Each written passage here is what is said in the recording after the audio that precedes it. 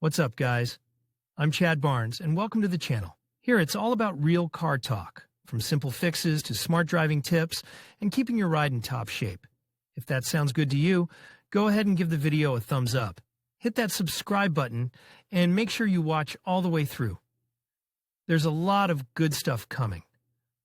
Let's get to it. During the peace years, Czechoslovak factories produced a wide range of various military transport vehicles with predominantly right-hand controls for their armed forces and the armies of minor European countries. After the German annexation, they were represented by the most famous three-axle vehicles of advanced designs, made according to their laws of advanced army trucks of the future. Since 1939, the Wehrmacht had at its disposal the products of three major independent automobile manufacturers, the parent factory Skoda from Lada Boleslav with its little-known military branch in Pilsen and the Praga factory in Prague, to which this article is dedicated. The third most famous Tatra plant with its unique military vehicles will be discussed later. Military vehicles of the Skoda main plant, the main plant Skoda, which produced civilian cars, began to manufacture military vehicles only after its transfer to the German administration, which reoriented all production to the military. The next year, the army cars modelled after the German Kübelwagen began to appear, in which they managed to keep tubular frames and independent suspensions. Light staff and multi-purpose vehicles, the Skoda 952 rear-wheel drive staff cars for the SS units in the Czech Republic were one of the first to appear. They were built on the superb 3,000 passenger car chassis with a six-cylinder engine of 80 horsepower and an open body. In terms of overall design, power, and appearance, they resembled the German Hawk 901 later.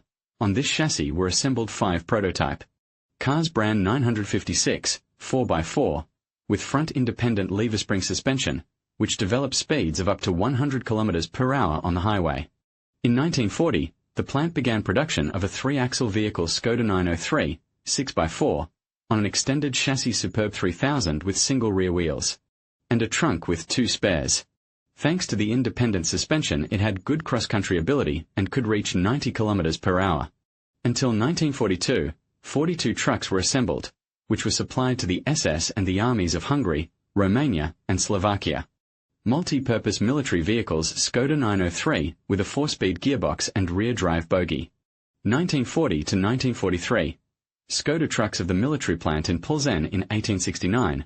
Engineer Emil Skoda gave his name to a small mechanical plant in the town of Pilsen, which eventually became one of the largest military-industrial enterprises.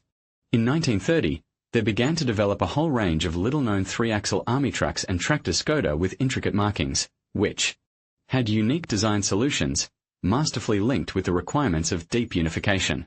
Despite the fact that the plant had more than 20 finished types of vehicles and prototypes, most of the trucks had almost the same design and differed only by cabins and drives on the rear, all single wheels. Since 1940, shortened designations were introduced on export versions, which consisted of a single letter or its combination with numbers L, S, H, 6L, 6V, and others.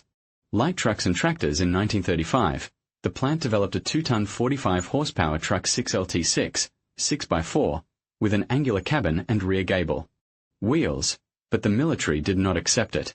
2 years later, the same named version with a 58-horsepower engine, hydraulic brakes, and side-free spinning wheels appeared.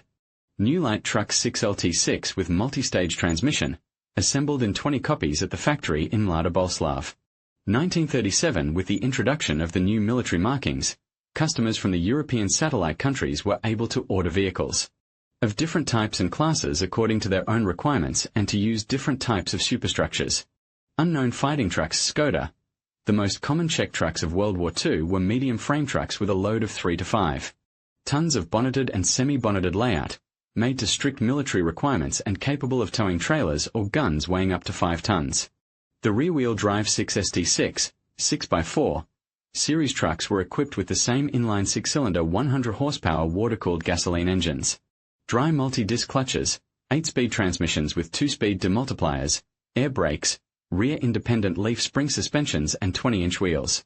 The 6STP6, 6x6, series trucks were equipped with the same engine, front drive wheels with oscillating axles, tilt-forward cabs and rear drum winches. According to Czech data, the use of diesel engines did not affect the power and parameters of this design. The heavy Category 6 VTP6, 6x6, was reduced to single models with 100 horsepower gasoline or diesel engines of different displacement, 8.28 and 8.55 litres, and winches capacity up to 10 tons, which was supplemented by unique tank transporters for transporting light armoured vehicles on roads with different types of surfaces. Rare 5-ton 6 VTP 6LD truck with 100 horsepower diesel engine and extended headlight housings, built in 5 copies. 1936 in 1939, two 11-ton truck 6K, 6x6, were built on the chassis 6 VTP 6T for transportation of artillery guns and tanks LT-35, which were produced by the plant Skoda. They used a 6-cylinder tank engine with 175 horsepower, 6-speed gearbox with 2-speed transfer gearbox, independent leaf spring suspension, and double-wheel drive of all wheels. Military vehicles of the Praga plant. Since the beginning of the 20th century, the Praga military trucks were manufactured by the Prague automobile plant, which eventually became the automotive division of the CKD engineering concern. When in neighboring Germany began a rapid militarization, the plant Prague was limited to the production of 3 unified army cars with serial units. The first of them in 1934 was a simple 2.5-ton truck Praga RN, 4x2, with streamlined exterior shapes.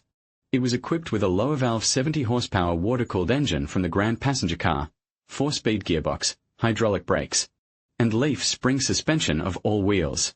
A year later, the basic 2-ton version Praga RV, 6x4, with a central spar frame and rear gable wheels, all-metal cab, and high-sided wooden body with awning was presented. It was equipped with a 6-cylinder power unit from the RN model, gearbox with 2-stage reducer, reinforced front torsion bar suspension, and rear suspension on longitudinal semi-elliptic leaf springs with oscillating axles. The auxiliary equipment included a 3-ton winch and a compressor for tire inflation. Until 1939, the car was delivered to the armies of Poland, Romania, and Yugoslavia. In the 30s, 59 vehicles of the River series with single rear wheels and bodies for radio stations were built for Romania. This range also included an ambulance with all-metal body. The most original in the program were multi-purpose and staff cars Praga AV, 6x4, with open bodies for 6 to 8 people and a spacious trunk. Unlike the RV model, they were equipped with a 600mm shorter chassis and 3-speed gearbox with a 2-stage reducer. Until the end of 1939, 389 Avenue trucks were assembled. With the arrival of the German administration, all automobile production at the Prague company was curtailed. The title photo shows a restored 100 horsepower diesel tractor truck Skoda 6 STP 6LD, 6x6, of semi-cowl configuration, assembled in August 1936 at the Skoda factory in Pilsen. In the following article you will learn about the military vehicles of the most famous Czechoslovakian factory Tatra during the Second World War. In conclusion, the military vehicles produced by Skoda and Praga during World War II represent a fascinating yet often overlooked chapter in Czechoslovak history. These innovative machines not only reflect the engineering prowess of their time but also the resilience and adaptability of a nation caught in the turmoil of war. By exploring these unknown vehicles, we gain a deeper appreciation for the contributions of Czechoslovakia to the war effort and their legacy of its industrial heritage. As we remember these remarkable machines, let us also honor the stories and sacrifices of those who built and operated them. Thank you for joining us on this journey into the past.